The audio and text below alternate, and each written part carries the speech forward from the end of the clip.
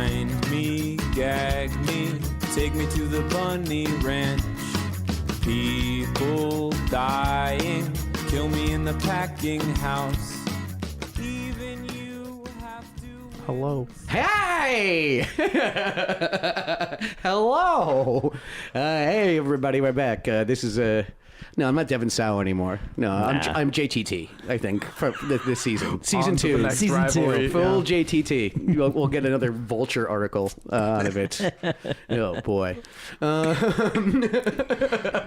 So we have some special guests, returning guests. Shadi Pasquale. Yeah. And Elijah Taylor, director of merchandising for Bunny Ears. Mm-hmm. Yeah. Also does some writing and all that stuff. Yeah. Also a fantastic writer in his own right. If you saw the Mac Makes merch video, where Mac makes the merch, Elijah wrote that. Yep. Oh, yeah. Yep. I wrote that. I also hold the pads for Mac. Mm-hmm. So technically co-star. Yeah. And on my IMDb page. And literally taught me how to do it. That's true. Yeah. Yes. So if you guys want to learn how to make shirts, let me know. Yeah. Or just watch the video. Yeah. We desperately need hits on our YouTube page. Merch guy, writer, teacher, now podcaster. Yep. You've made it. You did it. Cat owner. I finally arrived. Cat owner. Cat owner. Yes. Please follow my cat on Instagram. Can I plug my cat's Instagram? Yeah, please actually do it now. Yeah. Okay. It's at Paruhad, Pharuhad. Her name is Thai because she came from Thailand. That's right. Please follow my cat on Instagram, guys. She's really cute. She's got one eye. She's only got one eye. Yeah. So she always looks like she's winking. Yeah. Yeah. It's kind of mischievous. Yeah, it's good. You should get like a pirate patch or something like that. No, she has a patch. She doesn't really like to wear it. So you have to wait until she's most of the way asleep, and then you can kind of wedge it on her head. And then take pictures and pretend to have a pirate cat. No, it's worth it. You know, if you follow the Instagram, you'll see some of those pictures. Oh, see, there you go. Yeah. Make sure you have time to give another plug at the end. Okay. Too. Oh, yeah. Oh, don't worry. You're going to be able to plug your cat as much as you like. That's really why I'm here. Yeah. That's why I came here. So thanks, Elijah Taylor, for coming. All right. And our next guest has dogs. When are you just going to do a pet episode? Yeah. Does that happen? It's true. Yeah, it's true. That's a good subject. Welcome to Animal Cast. Do you talk about your dog on this podcast often? Because you Not should. Really. I know. Well, I got these ridiculous. All my animals. They look like stuffed animals. No, they're all beautiful. The dog has been the friendliest with me so far. So I love her, but I love them all. Panda. And Panda is one an of them's adorable using Shiba the Inu. litter box, so it's like, so if you guys hear a machine noise, we'll make sure to break in about the conversation. 5 to 7 minutes. Yeah. Yes, it's going to be the automatic litter box that my lady got. We'll get some solid ringtone. The buildup kind of made it sound like the machine noise was going to be the cat using the litter box. You're like, she's using the litter box. So if you hear a machine noise, that's what my cat sounds like.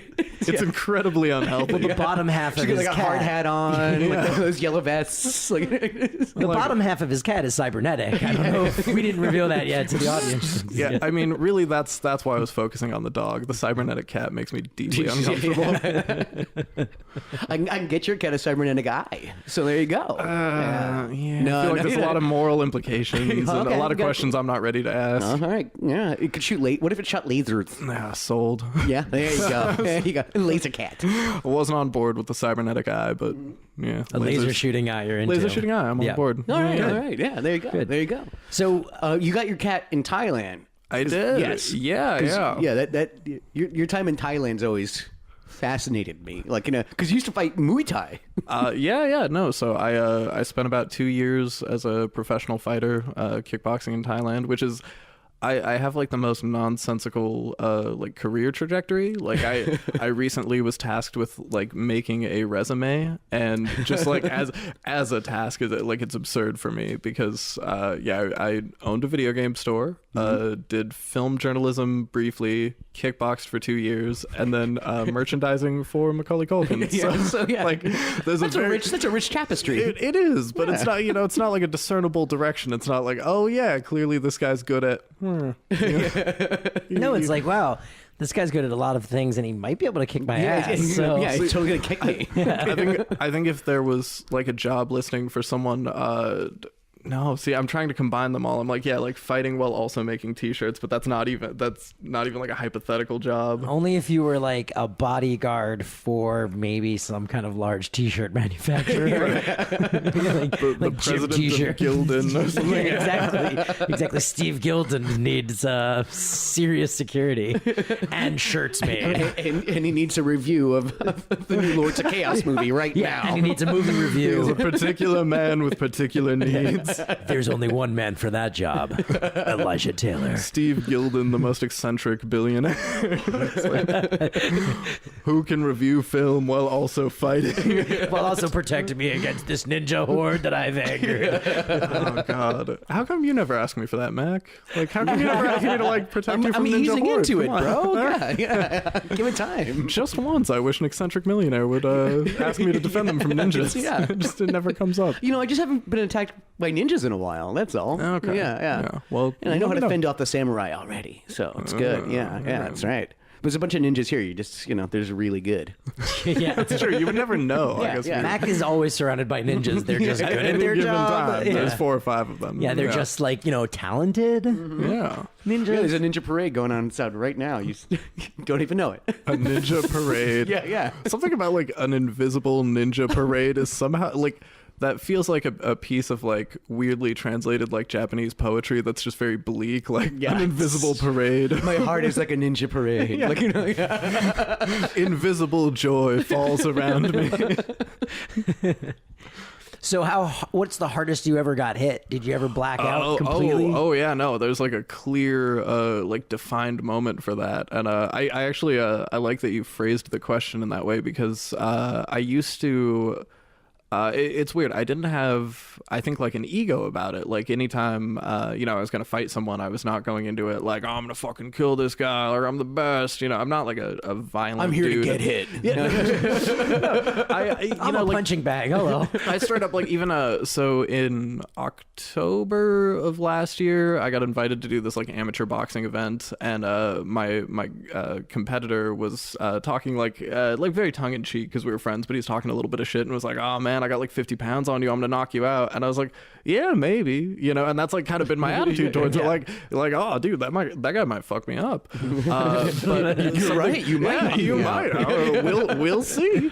Love the confidence. Yeah, no, I never had that confidence, but the one thing that I did kind of take for a while was like, man, I've been hit pretty hard and I've never been knocked out. I've never even been knocked down, and I've never like stopped fighting. Like I never hit a point where, I was like, no, that's too tired? You never got too tired? No, it never happened for me. And I had opponents who basically like beat me up for 3 rounds and then were like, I can't breathe. Like this is, I'm done. And so I like won fights where the other guy was winning and then fell down. People were like, what the fuck happened? Winded, yeah.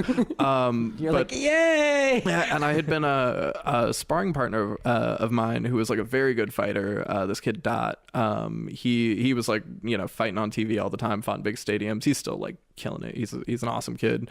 But yeah, much better fighter than me. He's like, at age 19, I had like 100 fights or whatever, and I'm this old man with like 4 fights. Like, yeah, Gabby J. Yeah, no, exactly. That was the Gabby J noise, wasn't it? I didn't even mean to. I'm just like trying to express like what a poor fighter I was. I just made the sound subconsciously that Gabby J from Punch Out meant.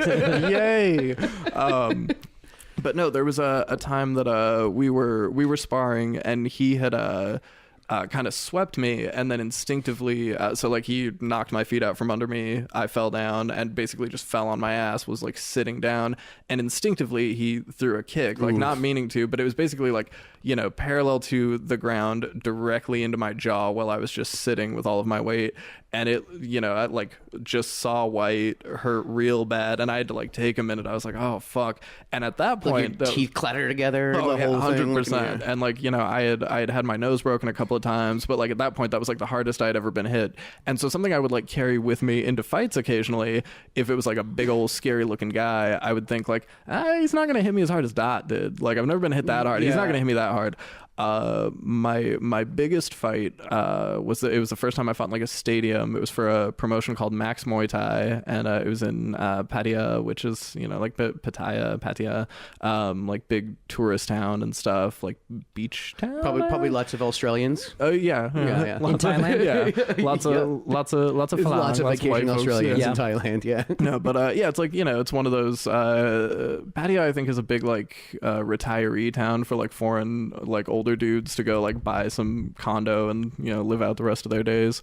But yeah, it was like a stadium, and like so there's like a jumbotron with my face on it, and I like walk out, and there's like smoke machines and lights, like, and like Living in America playing. Yeah. Did you get to pick your entrance music? I did not. I didn't. What would it have been? I think Wait, there it is. There. Okay, can we hear it? It's I mean, do we break, or do we keep talking? Do we talk about litter boxes? It's a litter machine. Minute, it's my robotic cat. I feel like we. Are we gonna cut this? I feel like we introduced it. So. Oh, you're right. Yeah. Okay, so let's just push through it. Okay. People listening to this like on headphones or in their car, just in the background. I hope it's the worst sound. I hope it's somehow louder than all of our voices. Yeah, like it's an just old this refrigerator. shrill grinding. Yeah. Everyone is currently. Let's get. There you go. That's what it's like. That's what it's like, guys. That's An what inside oral This is look into Mac's house. Did you say an inside oral look? Oral. Oh, okay. I thought you were saying an oral look. Yeah, inside I heard house. oral also. A look inside Macaulay Culkin's mouth. Whatever. I edit this. You're both gonna sound What like does it idiots contain? later. Yeah, exactly. Just us saying oral over and over. When I clearly That's the said entire oral. episode is just us saying oral. No, so I had thought about it actually. My walkout song, music. yeah. Yeah.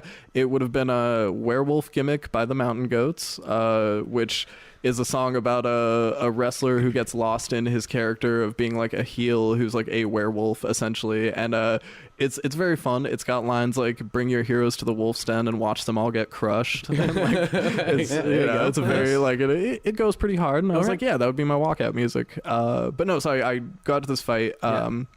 Max Muay Thai is a promotion that it encourages a very different style of kickboxing to like the rest of Thai kickboxing. It's a much more Western style that's like aggressive, go, like always move forward, be like throwing punches and kicks the whole time. And guns. Yeah, and guns. America. Yeah. You're supposed to just, you go out, everything you has shoot bacon each on other. it. Yeah. It's great. Eat a fucking KFC double down and then shoot him. The rest made of bacon. No, so Gloves traditional made of bacon. gloves made of bacon. Bacon gloves. Oh no, because then you're encouraged to like chew on each other's hands. This is America. disturbing. America. No, but so traditional Muay Thai, it's 5 rounds, 5 3-minute rounds. Most people can't. 90% of athletes, would not be able to fight at full intensity for 15 minutes. Like the human body just doesn't carry you in that way. And so usually you spend the first couple of rounds like gradually increasing pace and feeling each other out. Max Muay Thai, it's 3 rounds. They're shorter, and it's just like go. More intense, yeah. Yeah, and so my trainers beforehand, who are incredible, their gym is called War Watna. They're amazing. Look them up. But they were very much like, just don't think too much, just move forward, just fight, just like always be throwing stuff, which was not like my the way I had been fighting. And so I think that kind of got in my head, and I walk out and there's a stadium full of tourists and smoke machines and lights, and I was very just like and I don't remember the fight. I stepped forward with my hands down, was knocked out. Do not remember. Quick. Oh, wow. Beginning of the first round. It was like a 10-second fight. Was it like the worst? Did it hurt I don't, at all, or I don't remember the hit. black? So the next It thing was I literally- remember, it feels like you blinked and now you're just sideways on the canvas. Next Like, thing, yeah. no, not even sideways on the canvas. Next thing I remember, I was like standing up and I'm looking around. I'm like, there's some dude in my face, like doing, with his hand extended, trying to get me to sit back down. I'm like, no, I have to fight. I'm a fighter. I have to fight. And he tells me, he speaks a little bit of English, and he's like, you fought, you lost. I'm like, oh. And it turns out he is a doctor who's like checking my eyes. He like tells me I have a concussion and then walks away. And I'm like, cool. Like, yeah, And I don't know where I am. thanks for I'm the like, info. yeah, I'm like trying to find my way back to like my gym. I like find my trainer and she's mad that I didn't like watch the other people from our gym fight. And I'm like, I don't know where I was. Yeah, I don't know where I am. And I like, went home, like threw up, like was crying at one point and didn't know why. Like just like water leaking from my eyes. And I was like, I don't think I'm crying. I guess I'm crying. I'm just, I legitimately was just like, well, I guess my brain doesn't work now. Like, that stopped functioning. And so it was a very frustrating thing where like every opponent that I'd ever seen, I was like, oh, they might hit me pretty hard, but they're not going to hit me as hard as that time Dot did. And then this dude hit me so hard I don't even fucking remember it. And I'm like, well, I guess there's always a guy that hits you harder. Why did you leave life and go to get hit why did a you go to lot? Thailand and why did you go to get punched a lot? Yeah. Were you mad at yourself? So, were you mad at yourself? You know what? You might be onto something. I actually, so this is bizarre. I had this revelation earlier today, like a few hours ago. Because I've always really enjoyed fighting, and I could like give a whole spiel about that. You know, I could talk at length about like why fighting is great and everyone should try it. No one one cares. Skip it. Exactly.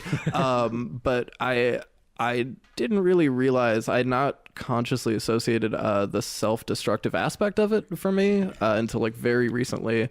Today, so Oh wow! There you so go. yeah, no. Friday is this Friday, so like 2 days from recording is my birthday, which is also the anniversary of my mother's death, which is a whole terrible. That's thing. hilarious. Yeah, that's a fun comedy podcast thing. It's great. No, but there's this weird psychological thing that happened today, where like the entire month of February is like a thresher for me. Like it starts and it's like, oh, countdown to be sad. Yeah. And I've been like doing really well up to this point. And literally like yesterday was fine. Today, like now the 20th, I looked at like the little calendar icon in the corner of your computer and it said 2/20. Yeah. And something about that changeover, it's like 2 days away. Yeah. It's so close to being 222. Yeah. And I was immediately like, oh God, no, it's real. I'm gonna be a mess. Like it's 11 years now since I lost my mom. This is terrible. And so all day I've been like kind of frazzled, like trying to keep my shit together. And I realized at a certain point, because I was like, I took my lunch break at work and I was like pacing anxiously and I kept like clenching and unclenching my fists. You're like, who can I fight? No, 100%. I was like, Who can knock me out here? I was like, I wonder if anyone in the office would fight me. And I had always thought of it as like, it was like a therapeutic Which one of my thing. coworkers hits the hardest? Exactly. No, just like, Joanne seems like she's got some bite. Joey from HR. and it is this thing that But like, Bob in accounting, he was pissed this morning. this is the dumbest thing when you start, like when you become a person who enjoys fighting, when you like discover this about yourself, you definitely start like eyeing your friends and coworkers by like, how likely are they to fight me? Like sizing couple of them up. drinks, Yeah. not even like, could I beat them? What would the fight be like? just But like, sizing them up. could I get them to fight me? Like, would they? Yeah. And so, you know, I've thought about it, Mac. Really? Yeah, no. I feel like, could I get Mac to fight me? And very quickly was like, nah, I don't think he No, would. I'm too soft and sweet for that. Wouldn't do it. He's adorable. I'm Sean, getting though, too old for that. I think Sean might fight me in the right Too old. circumstances. In the right circumstances, yeah. In the Yeah, right I could see you getting circumstances. Yeah, you could get me there. Yeah, I think so. You specifically. He's ready to fight. He's ready to fight me right now. He's good to go. No, but yeah, like so. Since this is an audio podcast, you guys should totally fight. I'll just do the play-by-play. So entertaining. Just give the commentary. Oh, he's really punching that guy. Oh boy. He got him good. So Elijah's down. No, just only narrate in pronouns. You know, just like, oh, he got him. He got him back. They're both doing great. Oh, he's out. And the winner is dancing. You guys should really see this. The winner is me. 'Cause That I was got to see the whole thing. fantastic. No, but So yeah. what motivated you to go out to Thailand is... Well, did you ever like fight before that kind of thing, or like, so- or did you go there specifically for like the? No, Muay so Thai? it's weird. A lot of people in my family, because like my cousins especially, where I think we didn't have a lot of money. I think like addiction and stuff kind of ran in the family, and so They fought a lot. They would, just kind of be involved in bad scenes. And so that was something that was like almost like encouraged to a certain degree in my family. That was just like, oh, if someone says shit to you, like knock them out, 2 eyes for an eye kind of thing. And like, so a lot of eye gouging. Yeah. A lot of eye gouging growing up. One-eyed cat explains a lot. Yeah. She sassed me. No, for the record, I would never. Hey, kid, you're 12 now, right? Take this corkscrew to school. What? No, but so I grew up in like this environment that was like this very sort of like I don't know, traditionally like toxic masculine, like you gotta fight kind of thing. But I was like a scrawny nerd who just wanted to like watch horror movies and be left alone, and so like I actually got bullied a lot because I was like a very like kind of effeminate, like weird kid. I had like sort of like a thrift store like punk kid aesthetic, but very like long wavy hair in my face, and I was just like quiet, and I like brought my D&D books to lunch and shit. And so I just got beaten up, and that was like my childhood experience with fighting was like I would get beaten up, be embarrassed, and then have people in my family tell me like, you gotta learn to fight, you should fuck that kid up. Same thing happened when you turned pro? Basically. So there's a pattern here. I would show up to each fight with my pouch of dice and my player's handbook for Dungeons and Dragons, and I'd be like, hey, so do you guys want to like make characters? And then I would get knocked out. My trainer would be like, when are you gonna learn how to fight? Hi-ya! And the bam. Yeah, no, but there was some like weird shift in my 20s where I started like and I don't even remember what prompted it, but I just like started like going to martial arts gyms. I was like, hey, that's exercise, that's fine. And once I started like sparring with someone, fell in love with it. And I think there's like maybe even a 50-50 split where part of the motivation is that it kind of like pulls me out of my head, and it's a very immediate thing where you kind of have to focus on what's happening. So there's no room for like anxiety or like self-consciousness. It's right there in front of you. Yeah. And so you can literally hold it in your hands. Yeah. And you can't stop and think about like, hey, like what do I look like right now while I'm doing this? Or like, is this embarrassing? Is that guy laughing at me? You're just fighting. You're thinking about punching and being punched. And so for the record, Elijah doesn't look like a fighter guy. Like when you see Elijah, you don't go like, oh, that guy's fucking jacked. No. Like you don't carry yourself that way. Like you're not, your physicality. I don't have a fighter's energy. No, not at all. You're like super laid back and seem like very like reasonable and I mean, even tempered. I'm not good. I'm not great at fighting, so that's conveyed through my body language. No, but I started training, got pretty into it, and then in 2015 I had this like mental break that. How dark are we allowed to go on this comedy podcast? Yeah. Should we like outline should we have stipulations? Let's go. I want to get real. How about this? As long as I can make fun of it. Yeah, no, 100%. I mean, you know me. I said to Mac, he was like, so what are we talking with Elijah about? I was like, well, I asked him if he has topics, and his response was movies and depression. Mac went, yeah. That sounds great. What I said for the record, by the way, was I think I'm only qualified to speak about movies and depression. Those are the two things that I know the best. Listen, let's do it. You've been depressed, right? Like, no, I'm always great. I've never had a bad day in my life. I'm always great. I think we can. I wake up every morning just whistling. I'm like, I'm always great. Yeah, I think we can. I'm like Cinderella in the morning. Do birds dress you each morning? They just like lower the shirt. Little mouse friends. They wear little hats. Hello, they groom this goatee. They just kind of exactly. I know I need to shave. No, it's nice. I like it. Let it go. There's one unfortunate mouse who has to trim his bald hairs. This is the worst job. It's the Flintstones. Like, it's a living. Yeah, exactly. I want to be on dress duty. Shut up down there. Get back to it. Get back to my hoostache. What? My hoostache. We don't call their it hoostache. The hoostache. It's the taint. I call it a hoostache. Hoostache. Yeah, hoostache. Okay. You call it that, or this is a phrase that's ever been used by a second human being? I don't know. Wow, that might be a Macism. That might be a Macism. A little Macism. Yeah. Hoostache. Yeah, my hoostache. Do you trim it? Like, is it a shape? I mean, listen. Do you shape your taint? shit. You Well, he shave called it a taint. stash. I'm picturing like a mustache on his taint. Like I'm picturing like a thin line Yeah, of they do a like. Brazilian. Yeah. He's like, this week it's the Hitler. Yeah, exactly. He got like a little Groucho down. Yeah, exactly. Yeah. The Wilford Brimley. The Bob Ross. You ever do the Lemmy where it like comes back around to your hips? Some mutton chops. Starts in the front, goes This all the took way a down. turn. It's like, I mean, look, I like by the way I preceded it with how dark are we allowed to go? Are we allowed to talk about taint stashes? Let's talk about taint. I mean, I don't think we should get into like Depression Olympics. No, but, no, like, which which is not by the the goal, way, but I mean, Elijah knowing Elijah well, Elijah definitely wins. Thanks. Gold medal. That's okay. In the sense that like you've had the worst possible like things delivered unto you that you I had was no already free control to say over. life. No, things No, that you I- had no control over that were like just like smashed into you that you've handled very well because you're a very upbeat Thank person. you. You're like one of Thank my you. most positive friends. Yeah, which geez. as you get to know Elijah and he unravels his layers, he goes from like, man, that guy's like so positive and great. Then you start to get to know him and you're like, oh, but there's so much darkness inside. How is he not Batman yet? I mean, not fights? for lack of trying. I'm an orphan who fights. I don't have the money. I don't have money. You know, it turns out if you try to be Batman without the money, you're just like, Just like, yeah. You're You're just a fool you're with just a a bang, homeless kid who boomerang. fights. Yeah. It doesn't work. Boomerang with a rope. The rope is to pull it back because boomerangs don't actually work that way. Yeah, it don't work that way.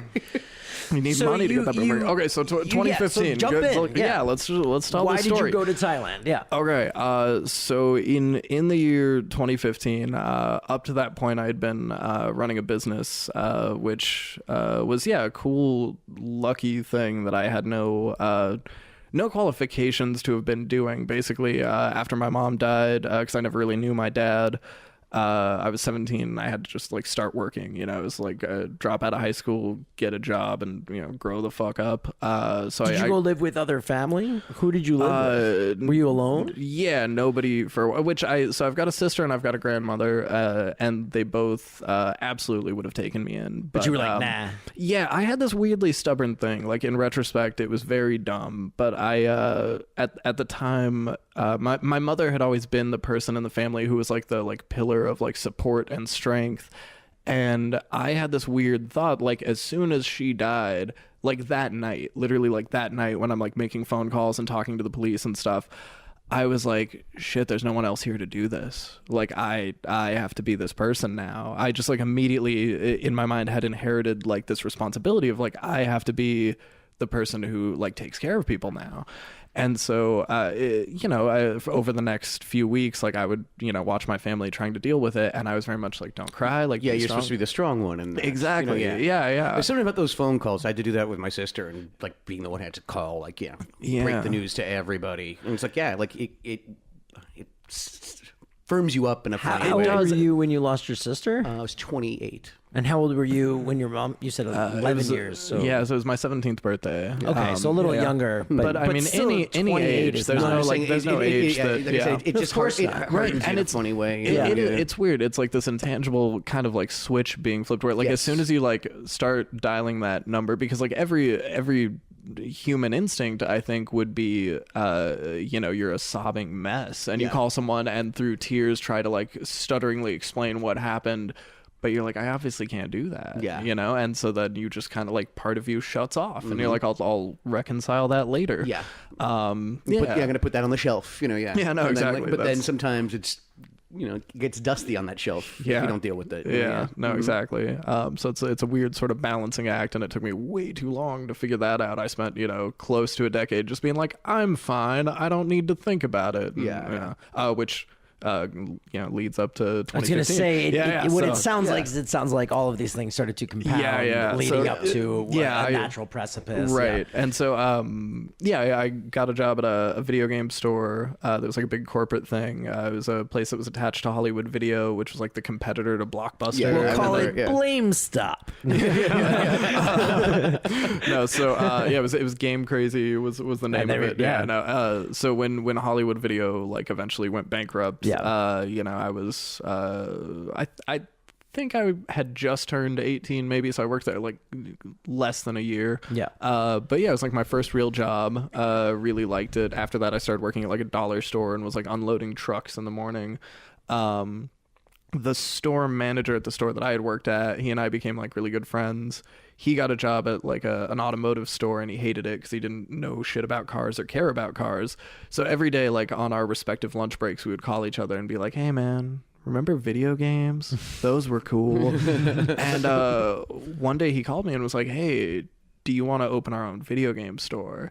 And I think in retrospect that like because he was a few years older, the point in his life that he was at was like he owned a home, like was engaged, and I think like planning a wedding with like his high school sweetheart. Very much like job security was important to him at this time. Yeah. So I think very much he was pitching it as like, you know, kind of like a pipe dream, like wouldn't this be nice kind of thing.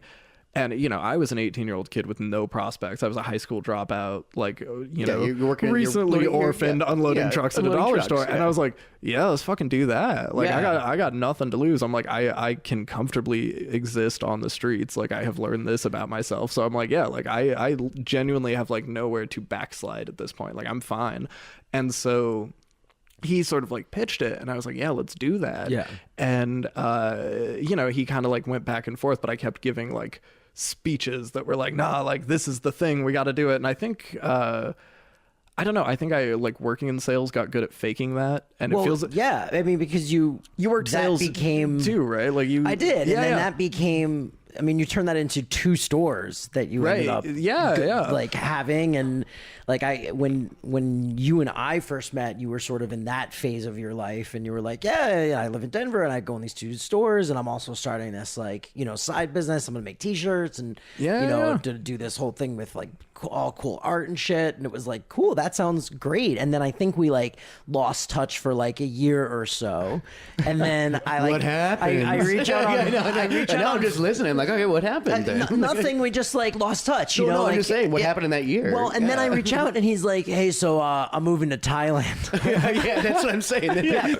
Right. This is a year. What happened then? So this is 2015. Right. Well, and I know I keep backtracking, but I feel like, you know, there's a lot of little like build up. There's a lot of context, because otherwise it's just like, well, one year I went insane. I like kind of fill in some of those blanks, make myself sound a little better.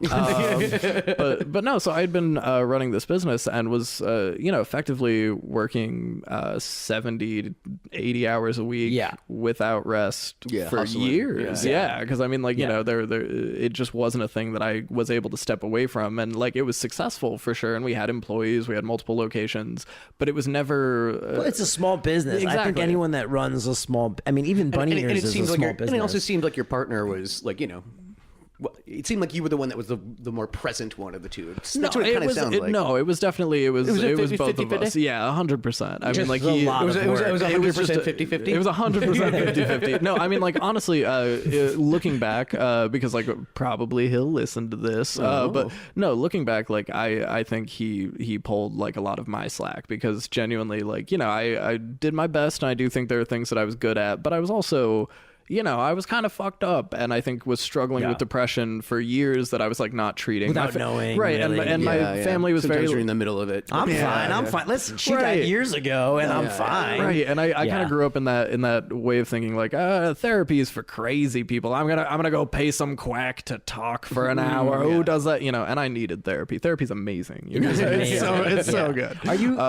a fan? Well, no, I mean, I liked it good and well. You know? Yeah. But you haven't been. No. Years. Not in years. Yeah. Like, no. I mean, sometimes I'm doing great. Oh no! Wait till the second half of this podcast where we delve into Mac's depressions. Let's get to that. I mean, therapy is. I'm sort of. I'm an advocate for it. You don't always need it. You know, not everyone needs therapy all the time. For sure. I think people go through at least in my experience, you go through like waves of really needing like, you know, man, I need something. And like therapy for me, and I think people who it works for, like that's the thing. And it's just, it's helpful sometimes just to talk, and not to have any connection to this person other than like they're taking your money to sit there and listen to you. No, and just unload. Yeah, there's something about having like a stranger / pseudo stranger. Yeah. Right. Yeah. So And like half of therapy is just hearing yourself say it out loud. Yes. It's one thing to think something, Yes. it's another to actually say it to another human being. Yeah, that's with so true. zero consequences. That's like, so other true. than just, And the best therapists I've ever had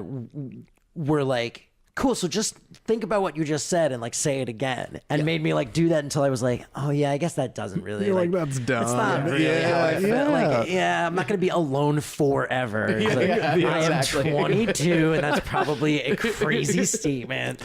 But it is helpful. So one and of now the- you're in therapy, and it's Well, so helping. one of the biggest like weird like breakthrough moments from like when I first started going to therapy, which was like the dumbest fucking thing, and it's one of those things that like sometimes just saying stuff out loud, you're like, oh geez, look at that. Yeah. I had a therapist after having like gone for a few weeks. She said, I'm starting to get this impression from you that you don't think it would be okay for you to feel okay. Like you think there's some reason that you shouldn't feel okay. Wow. Yeah. And she's like, why is that?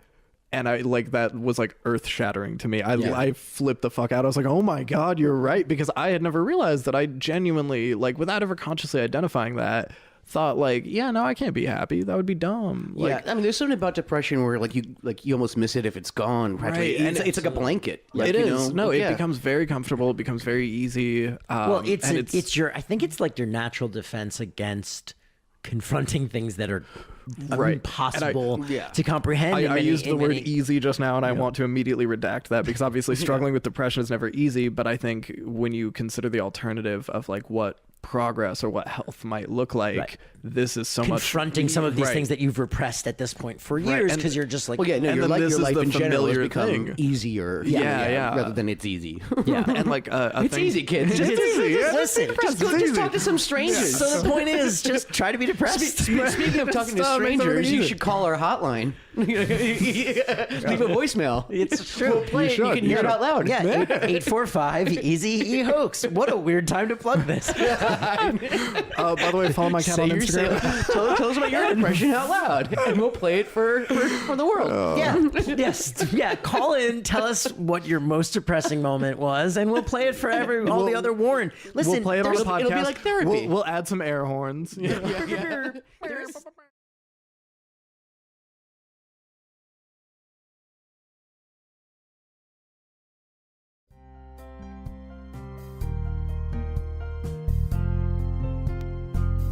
Hello, and welcome to Meditation Minute.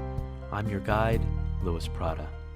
Grab my hand and come with me as we soar the stormy skies on a quest for tranquility. Make yourself comfortable. Just relax, take a deep breath, close your eyes, and imagine yourself. Did that break your concentration? I apologize. Just trying to keep your focus on its toes. Learning how to tear oneself away from the grips of distraction with these kinds of exercises is like a bicep curl for the... Did it distract you? It's okay to get distracted when you meditate, just as long as you return your focus to the present. Now, imagine yourself in a park. The wind is rustling the trees. Little critters scurry about. Children playing on the playground. Oh, what's this? A bike just pulled up. What could the bike want? Oh my, it's a 1979 El Camino with a phoenix rising from the flames painted on the hood. Certainly you won't be able to concentrate on your breathing with these two wild childs here. Let's hope no one else shows up. Oh no, it's their friend, a barge. It seems like the bike, the El Camino, and a barge are getting ready to party. Even their friend, an old-timey car, is here. And look, so many other cars are joining them. It'll be impossible to meditate now. Or will it? Try pushing the distractions aside and focus on your breathing. focus on being present in this moment despite the noise. Acknowledge the honk party and set aside. What's that? Oh no. There's a train a-comin'. He's running late to the party and he's coming in hot. Maybe too hot. Oh no. The other vehicles are partying too hard. They can't hear their friend, the train, barreling down the tracks. He can't slow down fast enough. Oh God. Oh God, no, don't look. Focus on your breathing. Just focus on your breathing and everything will be okay.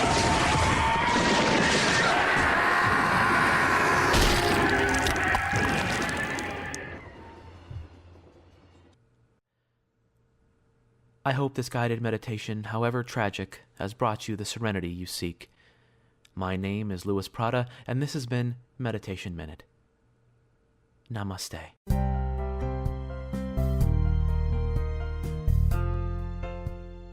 There is something nice about being able to talk openly about stuff, like not being scared to talk about being depressed or seeing a therapist, or like there is a lot of weird aversion to that, Right. And I find it incredibly freeing, and And healthy, and yeah. healthy, and absolutely. listening to other people talk about it openly is, I think, also encouraging to go like, all right, well, hey, like Macaulay Culkin's talking about being depressed, and these other two guys who I don't know are also talking. These two assholes. these two sound pretty sad. These two of his employees, these sad-ass employees. Why does he keep hiring such sad sacks? It's kind of a chicken egg thing. Do you specifically hire sad Yeah, people, I- or do we I- get sad after we work for I you? scout out talent at the clinics, yeah. I go to therapists like, who's your saddest person? What was the saddest part? Oh God, so true. True story. When I first started therapy and had to call and like talk to the intake person at the therapist's office, which like I don't know what their background is to do like therapy intake. I'm sure it is just like a receptionist type job. Sure. She definitely started crying in the middle of like checking me in, which was not not a great feeling. man. And I thought it was Not a good- hilarious. Wait, I was like, were losing you my making her cry, or No, was she I was- just crying she on her was- own because she was depressed she herself? she was just asking me like questions for intake, and I was like, so what are you struggling with? And I told her, and she's like, are you having any like suicidal thoughts? And I'm like, I don't think I'm like actively gonna kill myself, but I think about it a lot. And she's like, have you ever tried? And I'm like, oh yeah, twice. And I like start talking about it, and as I'm talking through it, she like started like audibly crying. You triggered her. And she was just like, it sounds like you've got a Please really good come in. attitude, and like I just want you to know it would be like normal for anyone to be struggling. And I'm like, cool, thank you, I appreciate that. But yeah, I never heard from her again. I wonder what happened to her. I hope she's okay. All right, so before we get too far off that, So I'm running the business, and I just want to say, John, my business partner, I think he picked up a lot of slack for me. He was great, but it was just a ton of work. So I was working a lot without rest. Had been in a relationship. We were together about 5 years, living together. Eventually got engaged. We're like planning a wedding, and it wasn't like, oh yeah, let's get married someday. It was like, cool, like we're setting a date. We're like let's looking do for this. venue. Like it was, 5 years is the fair amount of time.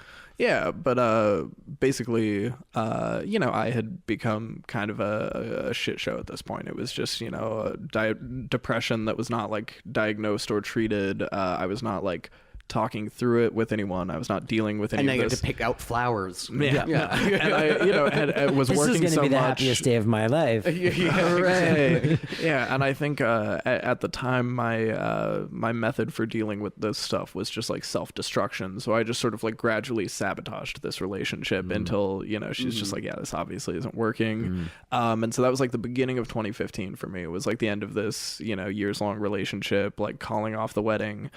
We had just bought a house that was like our starter home. It was a 3-bedroom, 2-bathroom place. She moved out like overnight. I think I've been in that house. Yeah, you definitely have. Yeah, you stayed there. But doesn't feel sad. Yeah. I can report now. It feels very sad to me. Someone just it's under contract. Someone is buying it to the person buying that house. I'm sorry, it's haunted. It's a tragic place. When we came to visit you in Denver, every time my girlfriend and I were like, "Why don't you come over and we'll hang out?" You were like, "Let me just come pick you up and we'll go out somewhere." 100%. I'm not going there. No, so she moved out like overnight, and I realized that like most of the furniture and decorations had been hers. So I now lived alone in Like an in this empty empty 3-bedroom place. house. Like, It was just sitting on the terrible. floor everywhere. Like, exactly. Working 12, 13 hours a day, and then I would come home to this empty house. You're like, and, "Oh, like, she took the milk." and we also had done You don't this. have to pack milk. You can buy new milk. It's got more milk. Packs of milk. Yeah, She took it like a bag. No, Just a sack of just a sack of milk. No, we also had done this stupid thing with the video game store where we hired all of our friends, which at the time was like, yeah, we're gonna give jobs to our buddies, and then we know we can trust them. But then like you don't want to hang out with those guys after you Yeah. work with them 12 hours a day, and so. After that, So you started losing friends too. By the way, to listeners, Sean just gestured and nodded at me like, this is why we don't hang out. No shit, this dude. fucking guy. Yeah, you're telling me. It's selling me. No, and so I basically like had put myself in this position where I had like networking acquaintances and like business colleagues and then like coworkers, but I didn't really have friends. Was struggling with this breakup. Was just in a really bad place. I was not pulling my weight at the business, and I think it caused a lot of friction between me and my business partner, which was like totally valid, but I was just like coming in late, not doing a lot of work, and he's like, hey, maybe get your shit together. So you're like, maybe I should leave? Is that when you start going like, I got to get out of here now? October of 2015, weirdest, like most nonsense fucking month. I think in behavior that has since been described to me as like borderline compulsive, because I'm a huge horror fan, a huge fan of like scary movies. Like film has always been a very important escape to me, but like horror is my genre. So every October I would go like increasingly there's like this run of years where I would go increasingly hard in the month of October where I'm like, like 31 horror movies and I like a horror movie every day, and then it was like double features every day, like 2 horror movies, and it just kept like escalating. So 2015 I had nothing else going on, and I was like, for the entire month of October I'm only consuming horror media. I will only watch horror movies, horror television shows. I will only listen to horror music. I will only read horror books and comics. I will only play horror video games. October 1st, I had spent like $600 on Halloween decorations before the month began. I had like an animatronic werewolf, all this crazy shit. So like I immediately turned my empty house into a haunted house full of like animatronics that were always on, which it was sounds healthy to me. This was a descent into madness. This all And I normal. joked. I just love they're always on. Like, Sounds natural. I would go home, and every time I like walked in the door, a werewolf would be like, "Oh," and like move its little animatronic arms at me, and I'm like, "Yes, hello, friend." And the hello, werewolf, my old friend. so here was the kicker though that maybe contributed a lot. I somewhat jokingly, but I stuck to it in this compulsive way. I was like, I'm only gonna eat scary food. Oh goodness! Like, well, what's scary food? Passion fruit. No.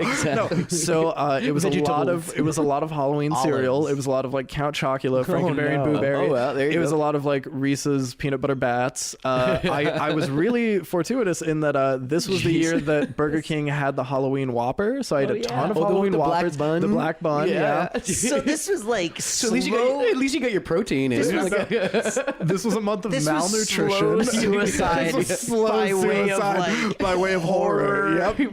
Yeah. I just watched. Oh, I'm missing a huge 2015 thing. I had an emergency tracheotomy. Oh yeah. Throat hole. The throat hole. Yeah, you got a that throat was the year hole. of the throat hole. So Elijah after- and I met. There was this book. John dies at the end, and they played this like ARG, this interactive online game to promote the next book that was coming out. So we met through that, playing that game, like just online, and then became friends. And then in the middle of playing this game, which went on for like a couple months, and there's puzzles to solve and whatever, Elijah disappeared for a while. And then one of our friend group comes online one day and goes, Elijah's got a throat hole. And we were all like, what? And he's like, he's fine, but like he's got a hole in his throat now. And I was like, forever? And they were like, no one knows, but it's there. Nobody knew at the time. The first thing when I woke up and I had a tube in my throat because they didn't tell me that was gonna happen, I like freaked the fuck out, and they show me like in a mirror, and it's this weird like mirror. I was just gonna say from Batman. No, but I'm like, because I'm like pulling at the tube because I don't know what's in my throat. Yeah, I'm like yeah, it waking up feels from weird. anesthetic. Yeah, Yeah. and I like tear the stitches and shit. So they like hold me down. They hold up the mirror, and they're like, you're breathing.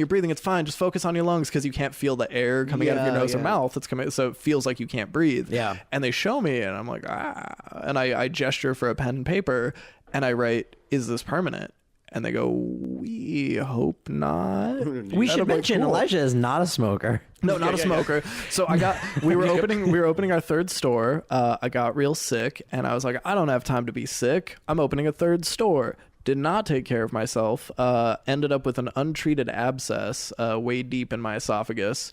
It got real bad, and I was like cutting and hanging like slat wall at the new store, and I tried to take a drink of Gatorade, and I couldn't swallow, and it just like kind of barfed down the front of me. I like tried to take a drink, and it was like bleh. And my business partner's now wife, I think fiance at the time, was like, you need to go to a hospital. Yeah. So I went to a shitty hospital that made it worse. They like it was a terrible ordeal, but they like kept me overnight. They kind of cut Shout around out to Sloan Kettering. They cut around. I think you said the- Sloan Catering. Sloan Catering. I went to a catering company. Well, the logo was a knife, and I thought, yeah, they'll cut it out of me. It sounded like Sloan Kettering. Turns out the logo was a chef's knife. The hat should have given it away. You're like, these surgeons dress weird. And then you pass out in someone's kitchen. They gave me. This hospital smells really good. They didn't fix my throat, but they gave me a tray of briskets. So it was kind of a wash, honestly. But no, so I went to a terrible hospital. Every surgery gets muffins. Yeah. They cut around at the back of my throat, and the ENT 100% said, "Do you think I got it?"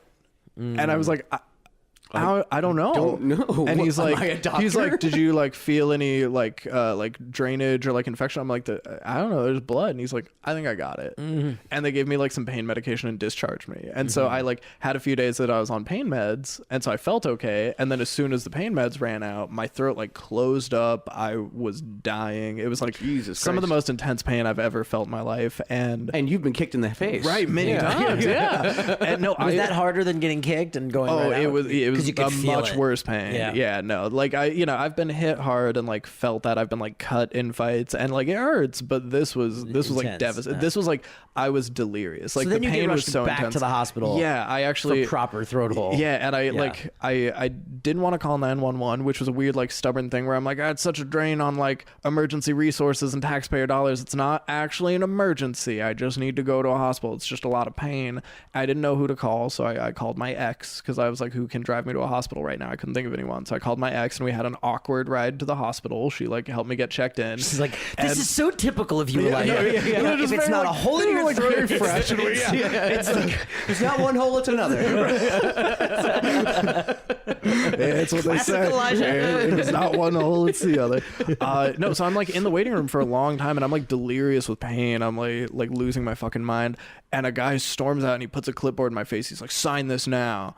And I'm very like, I'm a businessman. I don't sign anything without reading it first. I can't even talk at this point, but I'm like, and he goes, you don't have time to read it. Sign it now or you're going to die. And I look at him like bewildered. And he's like, that says that if you die during surgery, your family won't hold us liable. You need to sign it. We have an operating room prepped. You're suffocating. And I was like, and I looked at like my ex, and she's like, oh, yeah, sign it. So I sign it, and he's like, you're going to be brain dead in a few minutes if we don't cut that open.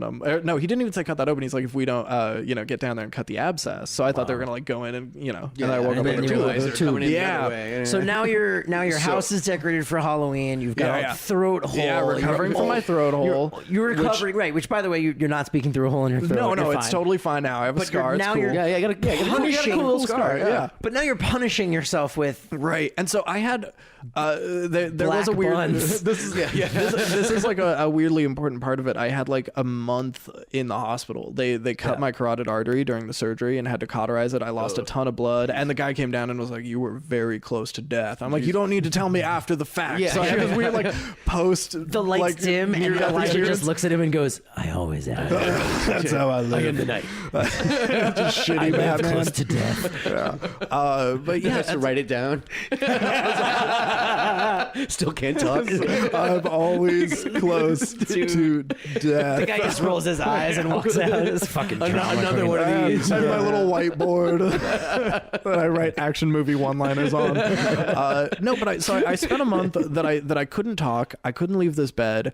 I had a couple of visits, but they were infrequent. Like my sister came a few times because all my other friends were now like picking up the slack at this business that they worked at, that I couldn't be there. But it was also the most time I had had off work since this place started, and I had to just sit there like, being introspective for 24 hours a day for a month. Yeah. And I came out of it very depressed and very fucked up. So I tried to go back to work having like almost died, and then like reevaluated everything in my life. And I think I didn't want to be there. But yeah, so October, living in a haunted house alone that is empty save for Halloween animatronics, exclusively eating Halloween food. And the point at which someone remarked like, "This actually sounds like you might have like some obsessive compulsive tendencies," was the one of the meals I had that like deviated somewhat. So one thing I found cookie cutters that were in the shape of like bats and stuff, and like pumpkins. So I'd make sandwiches and cut them into scary shapes, which I counted. I qualified it. But there was a day I was like craving pasta. And I remembered that old Halloween game that people play on TV where you turn off the lights. It's witch's hair or whatever. So I made a bowl of spaghetti. I put nothing on it, and I had cold, wet noodles that I ate in the dark with my eyes closed, so I could pretend it was brains, worms, or witch's hair. And there was no one else there. I was not being forced to do this. This was for no one's benefit. This was for you. I chose to do this. And so, and someone heard that and was like, "Hey, you ever get looked at for that?" But we're just like, here's a jar of Prego. Okay, just come on, be normal. That's not scary enough. So what? But it would be blood. Oh, I should have. So October 31st, Halloween finally rolls around. This is the day I've been building towards. I've been getting spooky all month, and nothing happens. I go to work. I work 12 hours. Afterwards, I'm like hitting up my friends. I'm like, "What are we doing?" They're like, "I don't know, going home. I just got done working." I don't get invited to anything. There's no event. There's nothing fun. And then I wake up the next morning. It's November 1st, and I'm just in like an empty, quiet house that's still decorated for Halloween. It's Halloween. Yeah. And laying next to a werewolf animatronic in bed. weirdly tragic thing, by the way, that like really like hit me hard at the time. I had like gone to Sam's Club and bought like full size candy bars, and I was gonna be like the cool house that had full size candy bars. No one came. No one came. No trick or treaters. You're like, even the trick or treaters don't want me. Exactly. It's like nobody wants to come here. It's just me and you, animatronic werewolf. I woke up November 1st. I had a few hours before I had to be to work, and in that way that depression sometimes just kind of carries you from one motion to the next. It's this very for lack of a better phrasing, like a very manic sort of depression that feels it feels kind of out of your control, and things are happening before you even really consciously identify. You just wake up and you're thinking, "I hate myself, I hate my life, I hate everything about me, I hate this." And then you start thinking about like, "God, I wish I was dead," and like, if I died tomorrow, would anyone care? And like, if I killed myself, like who would even come to my funeral? And like I would leave a note, like people in my life that have killed themselves never left notes, and that was fucked up. I would leave a note. What would the note say? And then you're writing a suicide note. So a few hours before work, November 1st, I took a 22 handgun. I loaded it. I chambered around. I wrote a note. I shot myself in the throat. I sat down in the hallway of this empty house. I stuck a gun in my mouth and I pulled the trigger, and it misfired. Jesus Christ! It made a loud sound. It made like a bang and a click that to my mind was like the gun fired into my mouth. And so I had this like half a heartbeat where I was like, I'm fucking dead. I was just like, cool, I'm dead. Am I a superhero? I'm amazing. amazing. This changes everything. Life is great with my now. mouth. I can fight crime. I am Batman. No, I had this moment where I was 100% sure that I had just shot myself in the head. And you're like, oh no, it's the And same. then, but then like a moment passes. Yeah. And I'm still like sitting there and I'm hyperventilating and I'm crying and I start like pawing at the back of my head like for an exit wound and I'm like looking for pasta, opening and closing my mouth, looking for the pasta with a little bit of ragu sauce. Yeah. No, Turn the lights off. and that's how I went out. No, and I look at the gun and I realize like what has happened and I kind of like, eject the, the clip and everything and I'm looking at it, which by the way, at the time, there was part of me, I never like believe in things really, but at the time there was part of me that was like, that might mean something. Sure. That gun has since been recalled. I bought it because it was the cheapest handgun at the time. It's since been recalled. It's just a shitty gun. It just misfires. You should have splurged because it wasn't like you need that money afterward. Yeah. Next time, man. It's so good. I had bought it previously. Had I bought it that morning, I would have bought something awesome. I would have been like, this is the gun from this Desert Eagle. Yeah. I would have gotten something real cool. Like an Uzi. No, I would have got like I was gonna say the gun from Leon the Professional, but like Get like a silencer. Mac, have you ever gotten in that, like, have you ever tried to kill yourself? No, Have you ever gotten that depressed? No, never.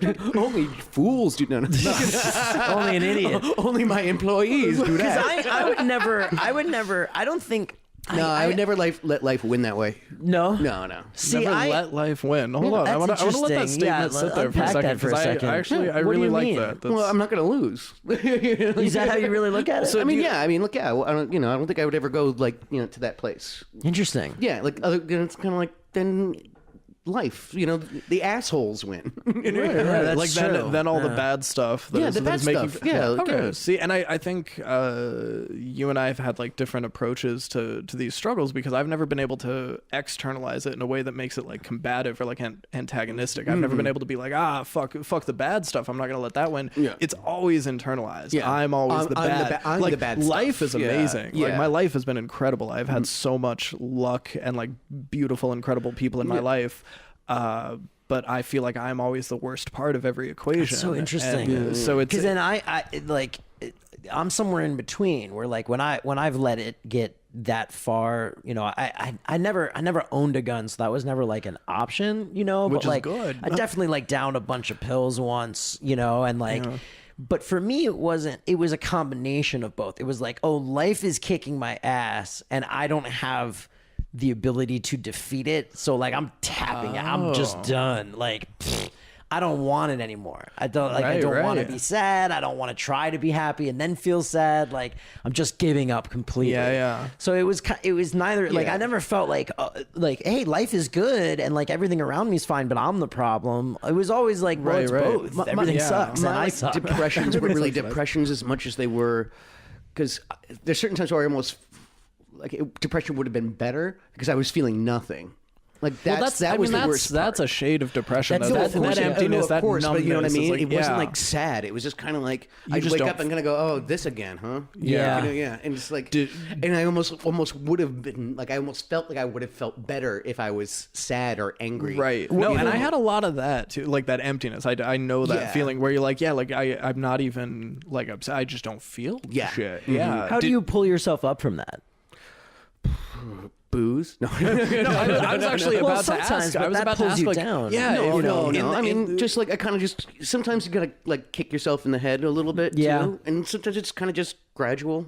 Yeah, I mean, there's a lot of just like change of scenery kind of things. Yeah, or like that's so I'll find myself just living somewhere else or something like that, and kind of just restarting a little bit. Yeah, right. And I think like having experienced that sort of like small gradual progression that feels like non-linear and does not feel like noticeable day to day, but that thing where one day it's a few years later and you're like, I actually feel good. Yeah, like, I'm feeling okay today. Like I feel kind of healthy.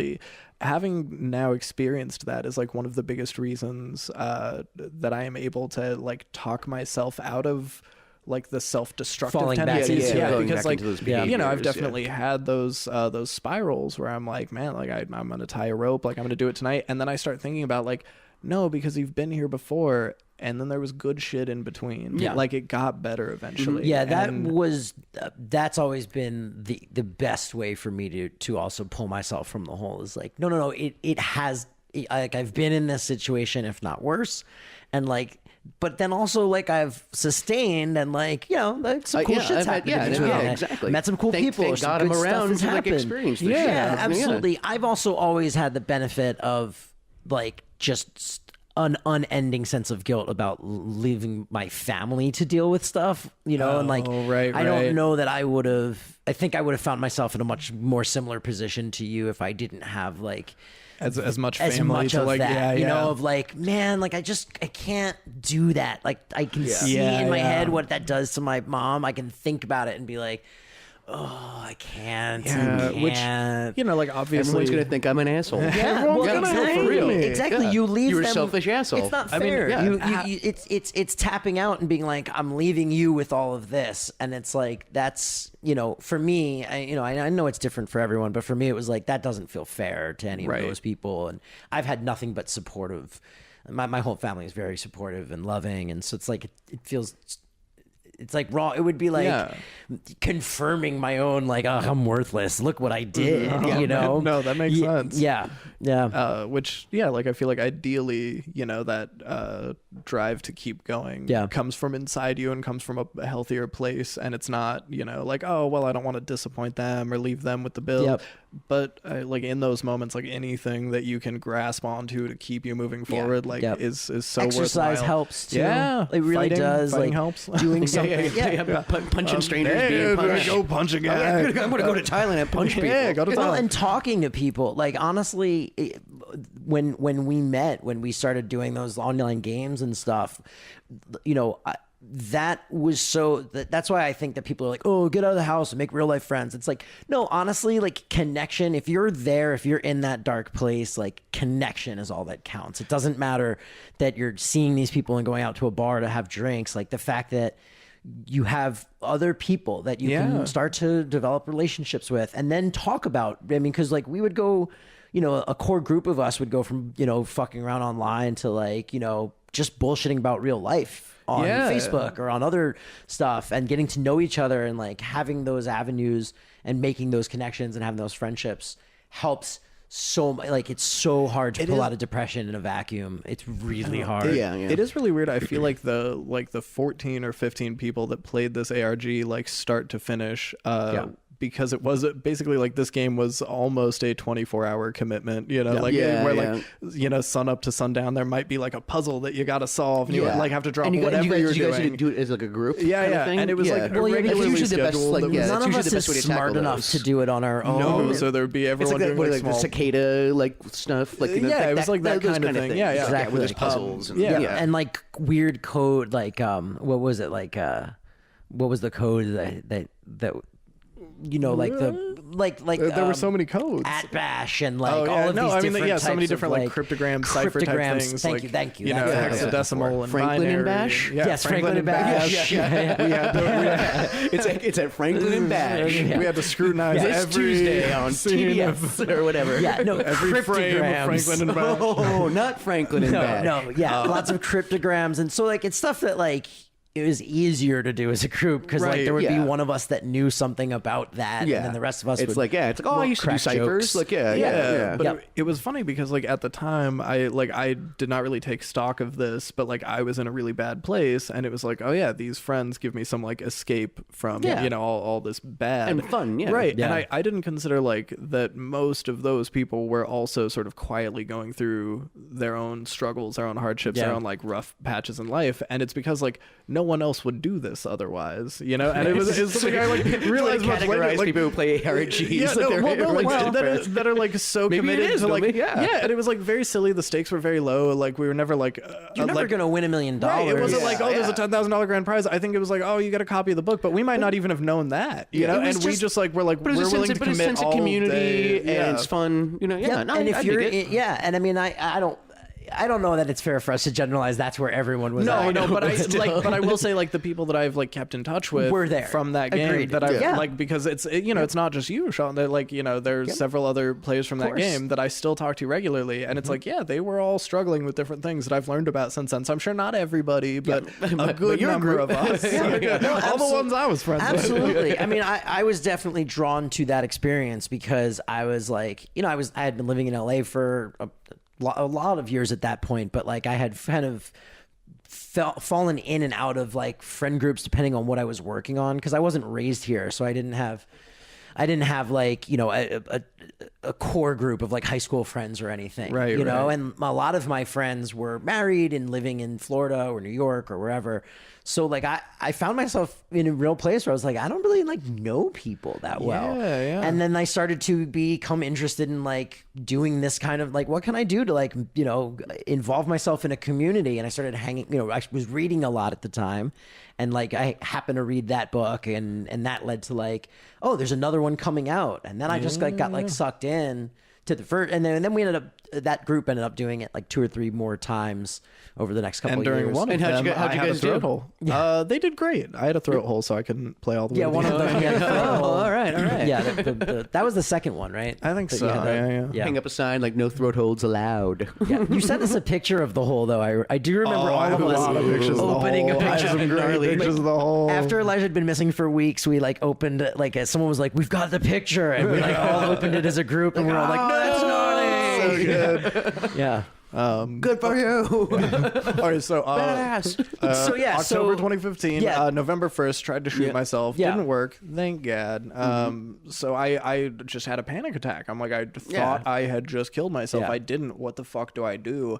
And this by the way was the second suicide attempt that I'd made in my life. The first one was immediately after losing my mom. I cut up my wrists and both times because I got some scars there.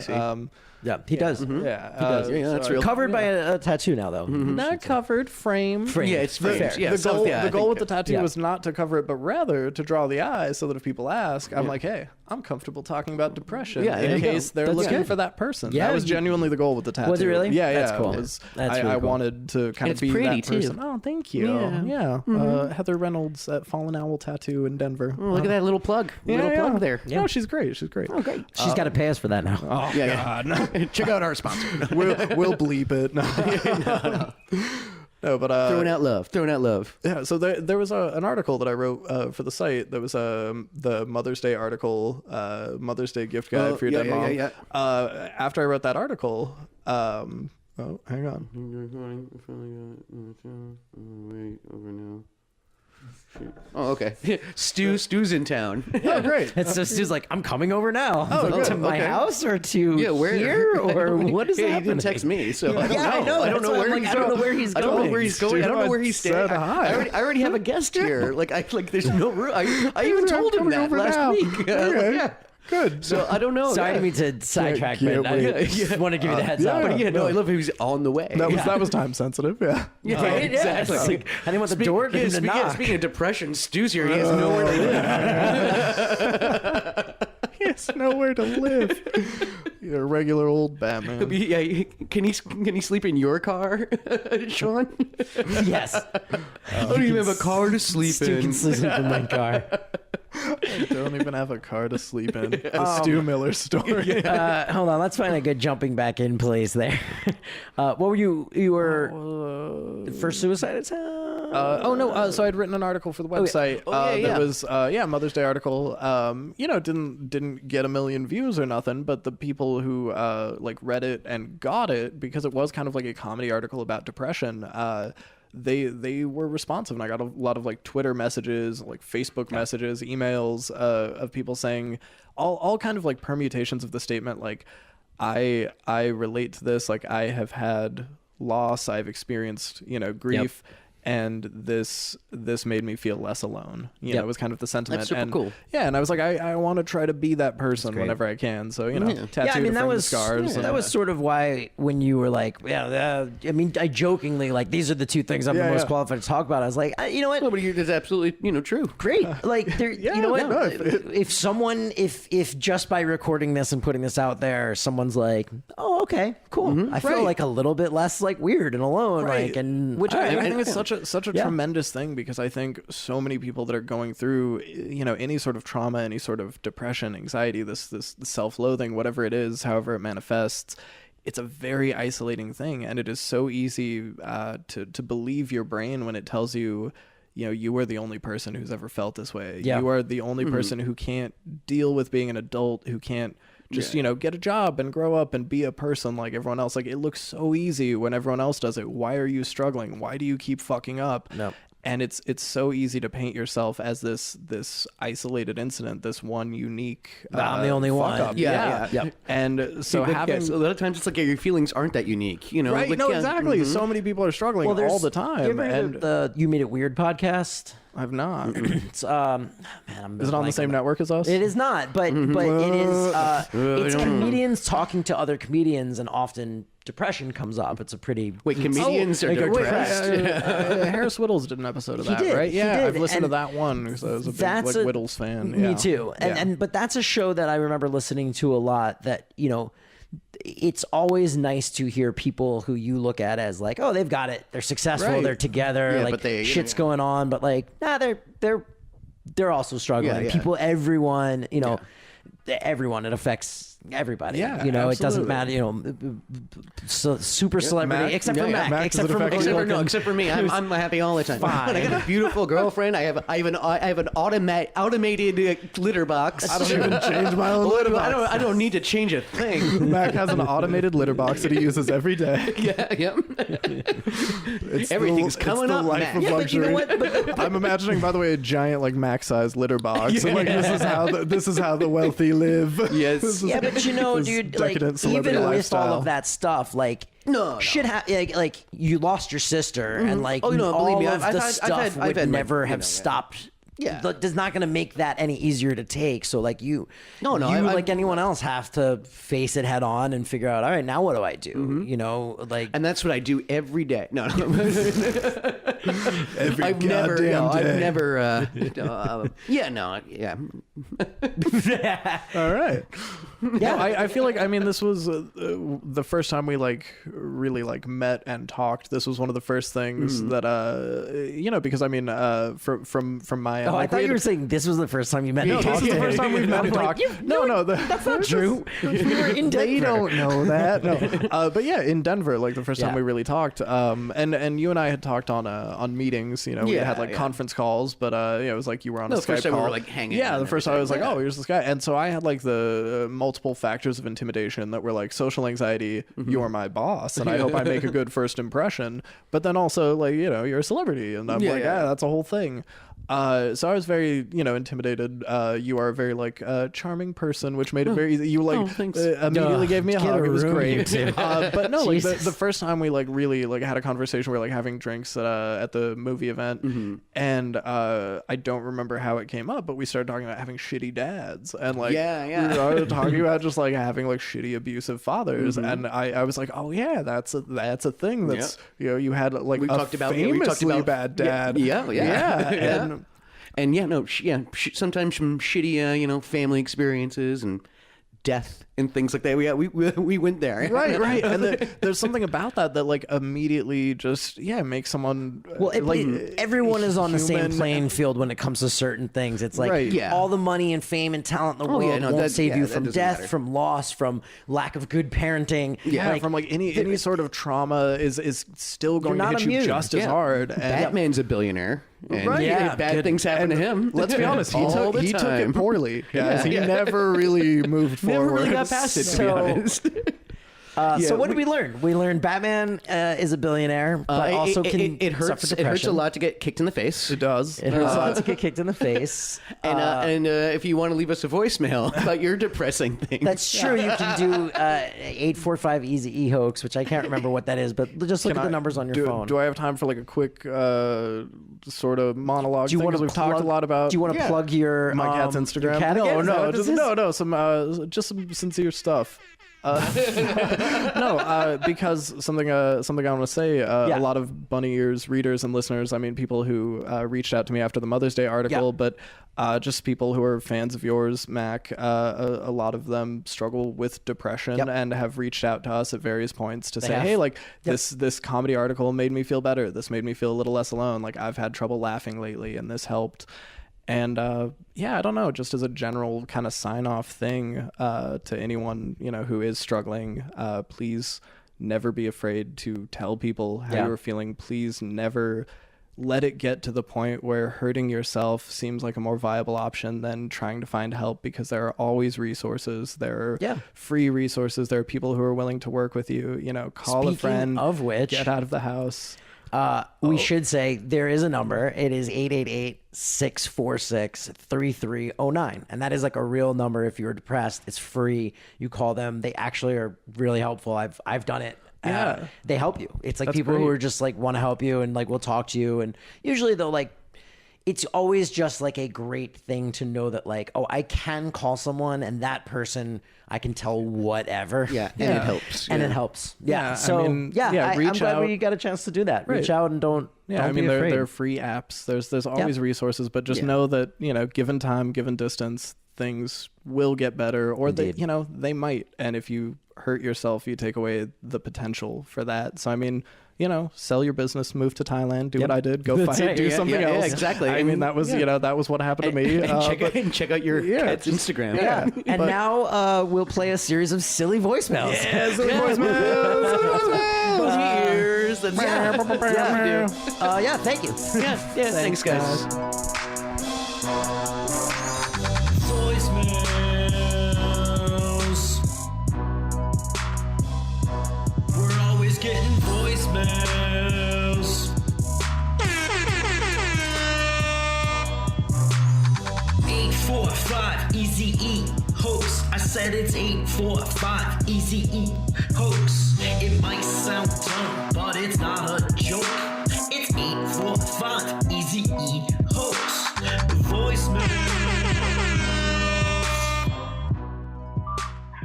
Hey Macaulay, I have nothing specific to say for your podcast, but I just want to say hi. My name is Yitka. I'm your big fan since I was like 6 years old. And I'm calling you from Prague in the Czech Republic, just so you know that there are people thinking of you from all around the world. Take care. Bye. So I have absolutely nothing fun or cute to say. I just wanted to call to see if this was really you. And I guess I'll say hi from Norway. I can't wait to hear your podcast. Ha det bra. Kos deg. Ha en fin dag. Bye. I could leave a message saying life is nothing but a waste. Or I could just say life is just complete bullshit. Instead, I'm going to hang up. Find me, gag me, take me to the bunny ranch.